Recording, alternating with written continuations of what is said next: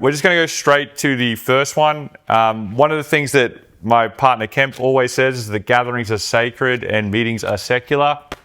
Something to think about. So we just had a gathering, shared work. It's been around a lot longer, and I think that's why you're finding naturally you can find your feet once these rituals happen. And you can do things like disagree and commit, but it's all accepted. Or you can do things like be vulnerable, or you can do things and get into the messy work, but it doesn't feel burdened. And that's because of that statement. The first ritual we have is the kickoff. It's called the kickoff. It's called establishing the ritual. If people show up always expecting a meeting, so you have to change what the orientation is, so everyone can shift into a co-working mode versus a what are you going to do mode, what should I do mode.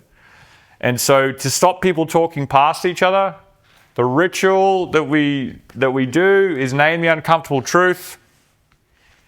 And around the room, we go to see how it lands with everyone to see if we've got it right. Did anyone notice that happen? Yes. Cool. Yeah? Pretty easy. Anyone not notice that happen? Nope. Everyone think that you could do that one? Yeah, golden. That's an easy one. Let's just roll to the second one. It is really important with the uncomfortable truth, something that we did in our group, is to give the counterpart who declared it the opportunity to transform it if the room has identified bolder things or has identified something that's provided more relief. So if that happens, if you're a facilitator, remember, be like, hey, Steve, we just got a whole bunch of new information. Do you want to keep it the same? Do you want to elevate it? Do you want to change it? You know, that was relief that came when we said that. I think that's the one. And we nailed it in like the first two, and we went around, and then we sort of landed on it. It was sort of great work by the team to make it happen. The next one is the centering ritual. So once people feel safe, they get curious. What happens with curiosity is the group spreads out. So you have some people race ahead with conviction, and other people hold off. Right? It's like, oh, I don't know if I should engage. I have some doubts. You know, higher ed has never been good to me, or maybe it won't listen to my cause. There's a whole bunch of reasons that have some people lean in and some people lean out. And it's because of curiosity. And so what we do is we try to bring them all back together. And a part of doing that is called centering. And how we center is we ask the opposite question of whatever is dominating the conversation. Who noticed when that happened? We ask the opposite question. Are we asking the right question? Is there another question we should be asking that's better? Does anyone remember that? I think in our group we had a moment where we said, maybe we just trash the whole thing and start with a blank sheet of paper. And that was the fruit of a lot of conversation, but an attempt to kind of get everybody back in the same circle. And actually, though we didn't do the exercise on a piece of paper, it was what led us to the home stretch home. Sure, right. Definitely. Anyone from Ken's group notice when that happened? Want to call out what was said when it happened? Just can't say let's scrap the whole thing. Great. Then Michael's saying, hold on, I got a couple more comments. Right. Okay, good. And then in our group, when this happened, what was said? What did you notice that did I do it? Did you notice that I said anything? If so, what was it? No? Yeah, Rebecca? Yeah, you asked if there was an alternative question, and that was when we honed in on the tool element versus the people change, although we ended up finding both, but that was sort of what introduced the disagreement. Yes. I want to add in our group, Michael actually pulled the group toward the center when he asked his question in strictly spiritual terms. Disciples, God, the invocation, prayer. It was a moment that was out of the ordinary course, but straight in the middle of the call to the center, don't you think? Anybody on our team would agree? Yeah, Yeah. big time. And then, but then he also, he asked us to all, after the scrap comment, to sit in for 3 minutes with our own thoughts after all of those ideas. And we all sat there in silence and wrote and thought and contemplated. I mean, there was a total halt to the conversation.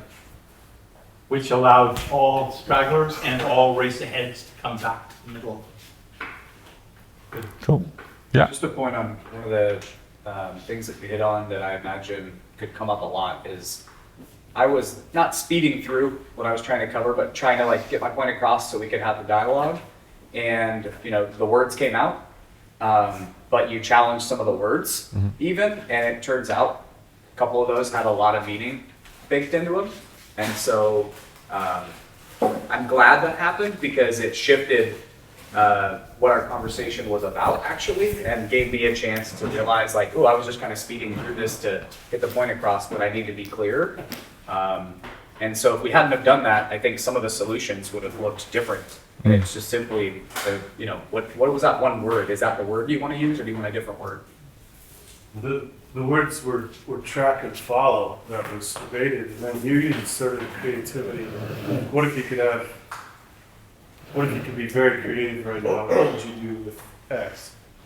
And so we honed in on language and then inserted the word creativity as a enabling constraint. Right. Okay.